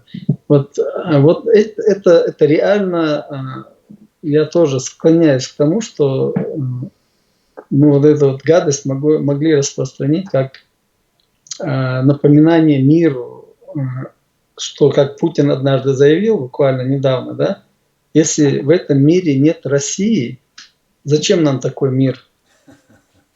Да, вот, представь, о чем говорит. А сам в бункере сидит. Сам бункер, да. Но обычно смелые люди, мужественные люди, конечно, так себя не ведут. Мужественный человек, вот как Жахар Дудаев, там, Аслан Масхадов, там, Басаев, мы же много тысяч можем примеров привести мужественных людей, которые ни от кого никогда ничего не прятались, ходили с открытыми лицами, понимали, что их могут убить и так далее, и все такое, но все равно их ничего не останавливало. То есть здесь никаких там примеров мужества вот, в российском этом, с этими лидерами и прочими не видно, абсолютно не видно, потому что это люди такие какого-то мелкого пошиба, да, какие-то подлые, да, вот подлый человек, кто в жизни, какую-то жизнь прожил, он понимает, что вот этот подлый человек, слабый человек, да, слабый духом человек, может быть жестоким, может быть предателем, может быть там каким-то вот таким. Таким могут быть только слабые люди, только трусливые люди. Но никак не смелые, никак не такие мужественные люди. Поэтому Путин вот такой и есть, как его украинцы назвали.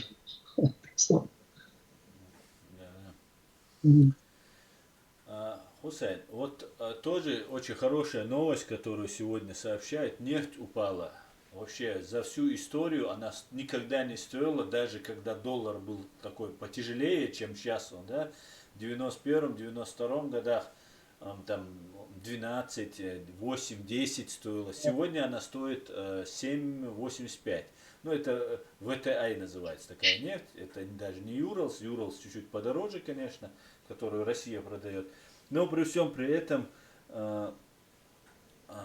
хотелось бы знать, Хусейн, ты помнишь ситуацию, когда разваливался Совок? Ты помнишь ситуацию, когда вот они, помнишь, когда первая русско-чеченская была, как они просили денег у Камдисю, у Международного валютного фонда, дай нам денег Камдисю, бо что на КВН еще такая, прикол у них даже был, а то у нас ракеты есть и так далее.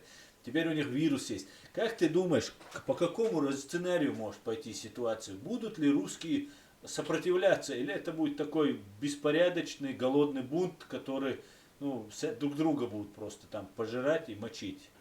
Как думаешь? Я думаю, вот это не то, чтобы думаю, не думаю, тут видно, да, давно это дело спрогнозировано, оно видно. Мы очевидцы, да, вот мое поколение, очевидец развала Советского Союза, да. Я помню, я служил сам в советской армии в Германии, тут Deutsche Demokratische Republik. Я служил там, в штабе тоже. Служил в этой Германии, и вот если вы помните, кто там немножко старшее поколение, помнит СССР, то вся карта, да, Советского Союза, в общем, вот эти Варшавский договор, там страны Варшавского договора, в общем, везде, куда русский сапог лез строить социализм, на карте было красное, помечено красным. То есть это Польша, там, вот это Чехословакия, ГДР, там, в общем, много-много чего. И полностью вот эта европейская часть, за исключением Италии, там еще пару государств, несколько, да, было все красное. Там стояли везде войска. После Второй мировой войны там миллионами этих солдат было, войска. В общем, ужас тихий. Я как бывший там, не в главном штабе Второй армии танковой служил, я очень много вещей оттуда знаю. Напичкана была Германия, конечно, страшно. Чехия, Германия, Чехословакия, везде были войска, ракеты, артиллерия, все там было. И потом в один прекрасный день, когда цена на нефть рухнула, вот эту армаду нечем было кормить советскому правительству, и определенное время пришлось вывести войска, потому что они там уже мародерничать начали, продавать имущество, продавать, ну, все, что там можно было продать, да, солдаты продавали, если начиная с бензина, там, транспорт, ну, все буквально, что покупалось, все это с колес продавалось, там, немцам, кому, чехам и так далее. Потом вывели эти войска, там, разогнали эти части, уволили из запаса офицеров, генералов, много чего там произошло. И получился вот этот Россия, да, как бы нынешняя. Вот эта Россия тоже.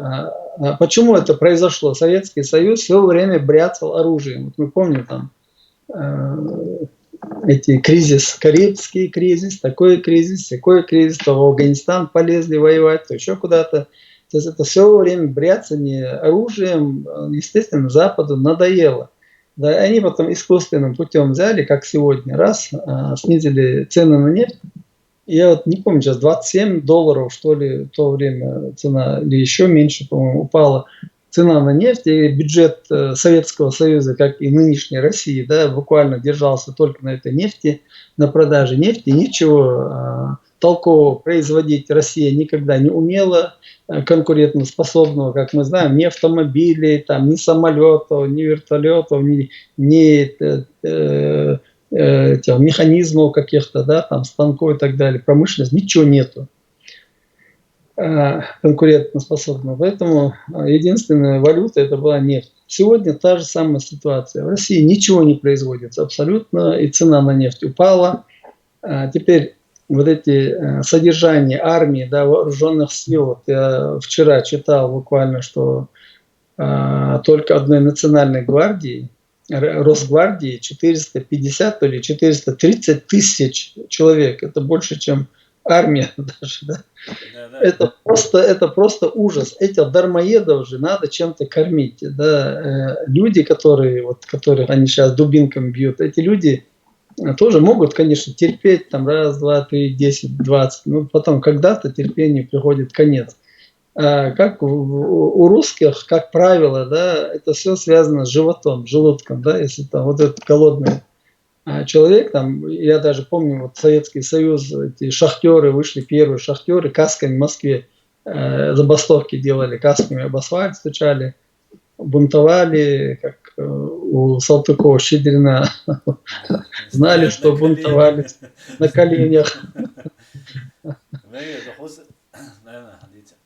Ну и вот, конечно, здесь помимо этого прогресс идет же все-таки, не стоит на месте, да, вот эти резко промышленность, хотя это раньше тоже было, автомобильная промышленность, перешла на эти электромобили, сейчас на водородные двигатели. Сейчас. Это же все были разработки, все это было.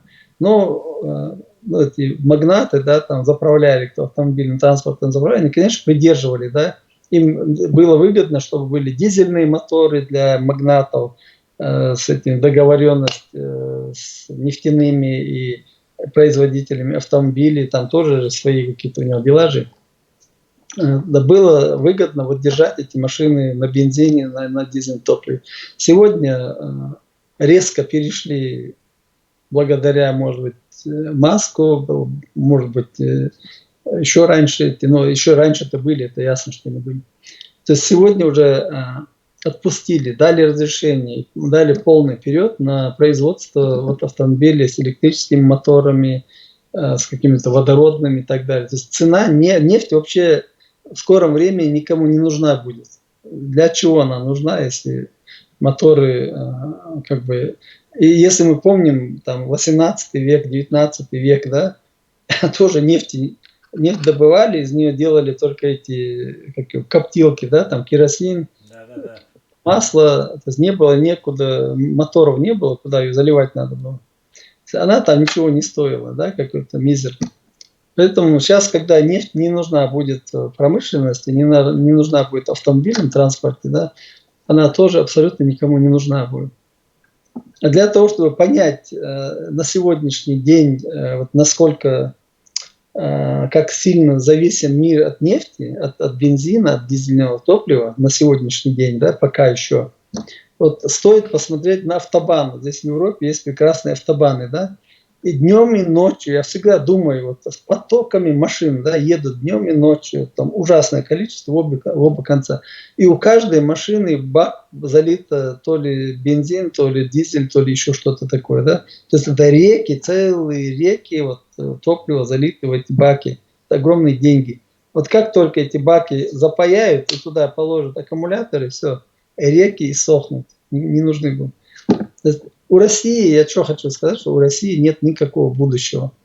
В таком плане, в котором она сегодня находится, она не способна будет контролировать республики, которые сегодня насильно там удерживаются, да, и кормить там дотационные, недотационные, хотя сама Россия дотационная, да, от этих республик, высасывает, потом мизер дают, но они считают, что это они дают. И поэтому здесь не кормить, не поддерживать там диктаторские режимы Россия не будет способна. Это видно уже сегодня, уже вот очень скором времени. Сегодня, кстати говоря, была информация, что в Осетии там сбунтовались, люди вышли на демонстрации, там работу давай, хлеб им давай, в общем, не хотят быть обманутыми, не хотят сидеть дома, да, ничего не иметь от этого. Хусейн, тогда вот еще один вопрос, тогда вот Reality French English задает. Аслан, а как правительство Ичкерии сделать, чтобы преемник Путина не развязал очередную агрессию против Ичкерии? Ну, преемник вот Путина, да, кто будет преемником Путина? Сама эта Россия должна развалиться, уже к этому все идет, там никакого преемника не будет, и никто не даст быть там преемниками. Ну, а Навальный, например, они же готовят планы. Нет, планы-то они, естественно, убивают готовят. Всех, кто им не подчиняется, как Немцова, там, других, третьих. Но если, куда они всех же не убьют, они там могут с русским народом, да, как-то вот национальная гвардия может побить их, все такое. Но это до поры до времени все. В национальных республиках такие номера у них мало пройдут. Рано или поздно, да, народ станет национальная республика, Татарстан, Башкортостан, прочее, Бурятия, там, Кавказ и так далее. Эти люди, которые имеют достоинство, честь, эти люди не дадут себя бить палками, там, пинками, дубинками и так далее. Не дадут просто. Да, там в Москве могут, в Петербурге могут бить, там, они будут нагло выходить в единичные пикеты, да, становиться какой-то бумажкой и делать вот такой мужественный поступок, да, их потом милиция забирает куда-то, отвозит, выпускает, и этот человек опять идет, там бумажку держит. То есть это же не сопротивление никакое, да, какое-то смешно. Человек должен вот эти права, которые Всевышний ему дал, он должен их беречь, эти права завоевывать надо, их не надо отдавать добровольно. Вот тогда человек, когда будет иметь эти права, тогда только можно называться человеком, свободным человеком. А так это рабство, о чем Жахар Дудаев все время говорил. Рабство. Мы не должны жить и быть рабами, жить в рабстве. Совершенно верно. Совершенно верно. Хусейн, у нас время уже истекло. Может, остановимся на этом? Ну, можно, да, если таких острых каких-то вопросов нет, можем в другой раз продолжить. Сегодня тоже так спонтанно все это дело Да. получилось, но Ну, тогда вопрос ждала любой, например, я лично готов на любой вопрос ответить, никакой проблемы нет в этом. Цау кузач, о хвеч туам барех чубошса, вот он говорит, Тимсан Джун, соу туам гин шунин цегина и туам и гин чхатиш естен и ичкери. Вот, короче, человек видел войну и разочаровался в войне. Но Не в войне, а в Ичкерии он даже разочаровался. Лучше бы ты в России разочаровался, чем в знаешь, Ичкерии. однажды вот я разговаривал с одним человеком здесь, в Австрии, да, он ездил домой, он здесь какие-то эти тарелки пытался устанавливать, вот такой. И, ну, я его знал лично, да, но я с ним как бы не был, не дружил, не здоровался. И когда вот это после убийства Исраилова был процесс в 2009 году, судебный процесс, и я туда ходил тоже. Они ходили как бы на стороне этого убийц, да, сидели, поддерживали этих убийц, а я на стороне этих Исраилова отца, там на их стороне. И когда мы выходили, хайшуйсо, когда мы выходили, да, вот из этого, ну, на перерыв из этого зала заседаний, ну, там все стоят, этот ко мне подходит, этот человек, о котором я говорю, и говорит: салам алейкум, туда, ты что мне там не со мной не здороваешься, там не типа не подходишь, там не разговариваешь, ты типа избегаешь. Ну, я ему говорю: слушай, Бас, о чем мы будем говорить? Я знаю, кто ты, знаю, чем ты занимаешься, ты знаешь, кто я, чем я занимаюсь. У нас абсолютно противоположные взгляды на жизнь, и нам абсолютно не о чем говорить. Если мы начнем разговаривать, мы просто поругаемся здесь, да, и будем скандалить. Я человек не скандальный, мне это абсолютно не нужно, тем более здесь. И мы так идем по коридору и выходим. И он был дома как раз. И он говорит: вот, ну, дома же, видишь, там же дороги делают, дома строят, там люди молятся, там мечети строят, там же сейчас же нормально, сейчас же вот нет уже этих русских блокпостов, ничего же нету, там же все наши. Но я ему отвечаю: ну, разве у нас до войны не было дорог, разве у нас не было домов, разве у нас не было мечетей, чтобы радоваться тому, что наши поломали и другие построили? Да? Чему радоваться? Я говорю: ты знаешь, вот я тебе попытаюсь образно объяснить, что мы делаем, к чему мы стремимся. Вот представь, говорю, ты, да, вот со своей семьей находишься у себя в доме, да, у вас дом, там хозяйство, ну все, там родственники, все эти дела в вашем доме находятся. И к вам залез Иван, да, там 100 лет назад или сколько-то, залез в ваш дом, убил твоих родственников, сел на диване, да, где-то там в зале, в главной комнате, и ты проходишь, раз он тебе пинка дает, там еще что-то дает, детей бьет твоих. В общем, издевается и делает все, что хочет в твоем доме. Вот в это время, да, мимо окон твоего дома проходил Жахар Дудаев и вот ребята, да, хорошие ребята, которые ему помогали. И увидели, и говорят: ой, смотри, вот бедолага, он же мучается, давай его освободим. Вот там какой-то Иван сидит у него, давай мы его освободим и дадим ему там свободу, там все такое. Раз, ну давайте, заскочили, побили этого Ивана, выкинули из его дома, дали ему свободу, он там живет, радуется жизни, там все такое. Потом раз, ситуация меняется, опять Иван залетает, напился еще больше, повторно залетает, опять его там поработил, опять убил его родственников и сидит на том же месте, засел. И теперь вот ты говоришь, ну мы вот пытаемся, да, опять выгнать этого Ивана еще раз, да, помочь тебе освободить. А ты говоришь: ну что он там, разве молиться не дает? Ну иногда там пинка даст, но это же ерунда, ничего такого. Это, он же не такой злой, там, он нет, там конфетку детям дает, еще что-то такое, да.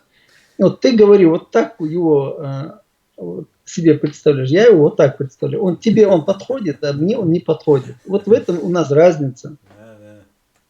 Если быстро пробежать, то пинка можно не сильно получить, да? Да, немножко по-шустрому, да. Если шустро проскочить. Да. И что с таким понятием люди, да, вот как можно не любить свободу, как ты не можешь не любить вот у себя дома быть хозяином, да, вот представь, какое прекрасное чувство, когда ты у себя дома вот тут взял, дверь закрыл и развалился на диване, там, с детьми играешься, или у тебя дома все время кто-то находится посторонний, кто тебя терроризирует, да, очень большие вот эти разные вещи. Хороший положил, там.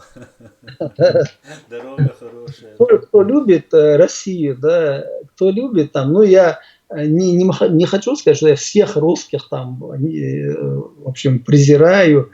Среди русских тоже есть очень хорошие люди.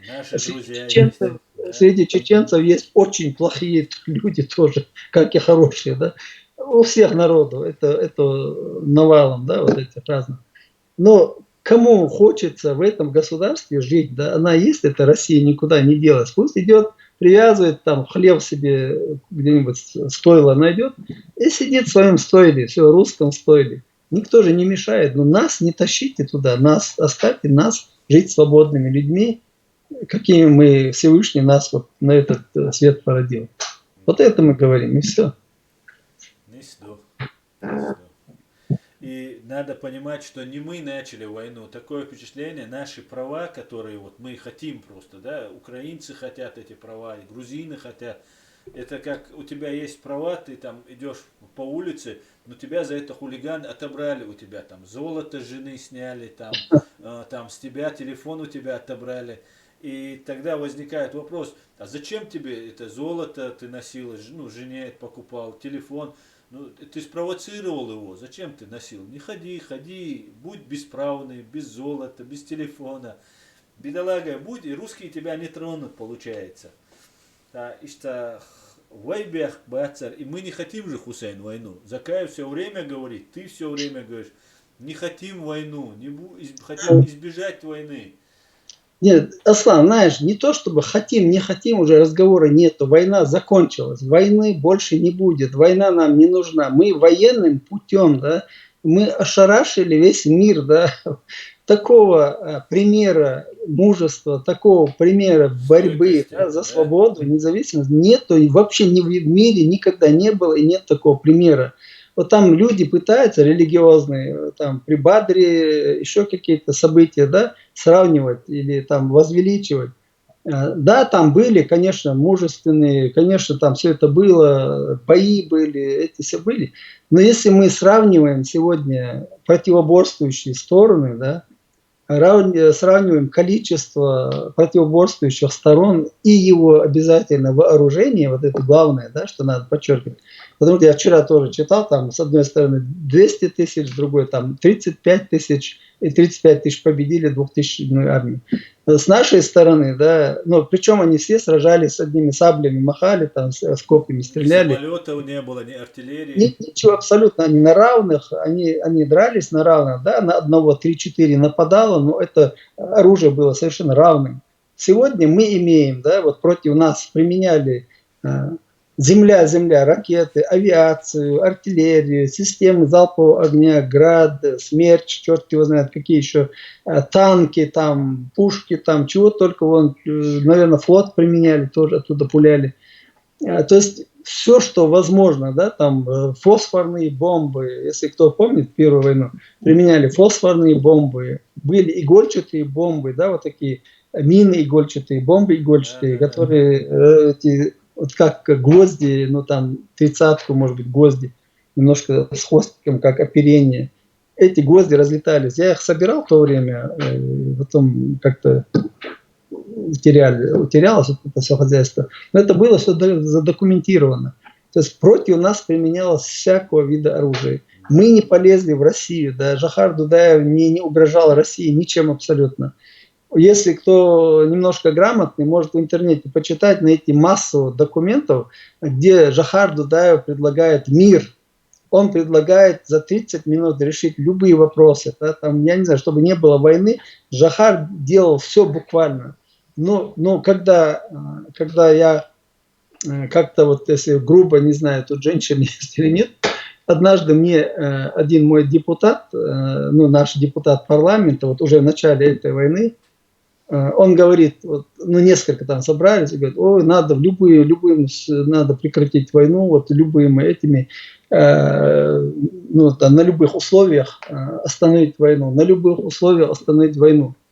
Ну, я говорю, ну, хорошо, давайте вот одно из условий, да, которое любое, как вы говорите, любое условие, да, вот любое, ну, подразумевает, там, например, мужское население станет вдоль Бакинской трассы буквой ЗЮ, да, там, грубо говоря, дальше я не буду говорить, но ты согласен на это условие? Вот тогда остановится война. Я не согласен, например. Значит, она не остановится. То есть здесь надо, вот когда люди говорят, чего они, какие грани, да, если ты себе в жизни не можешь позволить какие-то переступить грань, да, между мужеством и трусостью, там небольшая же разница. Вот когда ты эту грань очень четко соблюдаешь, вот ты становишься нормальным мужчиной. Когда ты раз там упустил момент, испугался, да, ты уже все трус, ты теряешь там 50, 60, 80, 90% уже вот это своего имени. То здесь надо смотреть. Нам дальше, да, не нужна война. Вот надо одну вещь понять, нам, чеченцам, нам нужны образованные, умные люди. Они здесь есть, они учатся, наша молодежь учится в университетах, во всех странах мира, причем на всех языках. Это наше вот, будущее. Вот в этом я вижу будущее. Не в войне уже. И сегодня мы уже, вы знаете, там в Гааге мы были, вот Аслан тогда, пеший марш, когда выходили, мы там к вам пришли там в гости, походили с вами, подали документы. Это о чем говорит, что вот эти преступления, которые совершены на территории Чеченской Республики, они рано или поздно, они будут рассмотрены, и военная, и Россия будет признана государством, агрессивным государством, да, совершившим военные преступления, и все эти военные преступники будут наказаны. Тут нету никакого вообще никаких шансов избежать, потому что военные преступления не имеют срока давности. Но для этого, да, нам надо здесь воспитывать молодежь. Нам надо говорить вот, правду о войне, говорить правду о русских, о России. Вот и как бы в патриотическом плане воспитывать. Не надо бояться никого. Надо наш символ уважать, надо наш флаг уважать. И с детства у каждого ребенка должен быть дома флаг. Ичкерии, там, волк там, и так далее. Вот на этих вещах, если мы будем воспитывать молодежь, мы получим здоровое потомство. Если же мы будем их там лицемерами воспитывать, да, это не надо, там у него там у волка глаза не должны быть, еще что-то, зубов не должно быть там и так далее, то здесь уже тогда невозможно воспитать полноценного мужчину, которого мы ожидаем. Любой папа из своего сына, конечно, хочет онор сделать, да, такого мужественного человека. Но вот для того, чтобы его сделать таковым, надо его с детства воспитывать. Воспитывать должно общество. Не один папа там с мамой, а общество. Это мы все должны воспитывать всех своих детей вместе. Тогда будет у нас хорошее поколение. Да, совершенно, вот как раз здесь Сиган пишет, если ты выбираешь между хлебом и свободой, хлеб, то ты потеряешь и хлеб, и свободу. Да, это Известное изречение. Да. Изречение, да, украинского борца за свободу, Милори, Бандера. Бандера, да. Варвар Бандера. Мегер ду Хусейн, ахкар хаж $2 сатиоер тахкуте. Можно, знаешь, что можно, Хусейн? Можно, знаешь, как сделать? Можно, у меня есть номер WhatsApp, можно, чтобы они писать-то неудобно бывает. Можно днем, например, какой-нибудь день выбрать и несколько часов, да, чтобы можно нам звонить могли люди и задавать вопросы, прям прямой эфир. И отвечать, и дискутировать даже с человеком. Не просто ответить на вопрос, а можно дискутировать. Было бы интересно, и ты бы смог бы очень плодотворно повлиять на эту работу.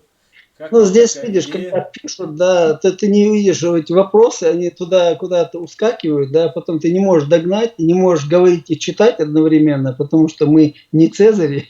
Да, да. Еще. И проблема бывает, когда мы отвечаем человеку на вопрос, да, например, когда, во-первых, мы не ограничиваемся во времени, начинаем говорить, да, потому что он возразить не может, допустим. А когда он на телефоне, он скажет, а нет, я не это имел в виду, или еще задает вопрос. И получается дискуссия. И вот сейчас мне пришла такая мысль, мы могли бы сделать вот прямые эфиры, чтобы нам могли звонить, и ты, там, другие наши гости, кого будем приглашать, могли бы отвечать на вопросы. Аль-Хидшам. Масарна. Сун, я поддерживаю. Все отлично тогда. Ну, Адмышцани, диалог ходит, адмышцани, открытый халдия, что вы лаам добиться бьешь, вот это гладвод бьешь, что какой вариант моя. Это большая проблема, потому что про нас придумывают сказки, врут, русская пропаганда, полезные идиоты, работают над этим, а мы как бы не можем, ну, не хватает нам возразить. Мегарду, тогда на этом мы порешим тогда. Мегарду так, Массана Дерес, спасибо, что смотрите. Хусейн, спасибо, что принял участие, большое спасибо. Дерес вылился. Дерес за возможность предоставленную. Шуна Массана Ладохчан, Дерес выл. Ирадойлца Даляха. Всем спасибо, спокойной ночи. Хусейн, ты тогда не клади пока трубку, я попрощаюсь, ты тоже можешь попрощаться, и все, на этом прекращаем. Все.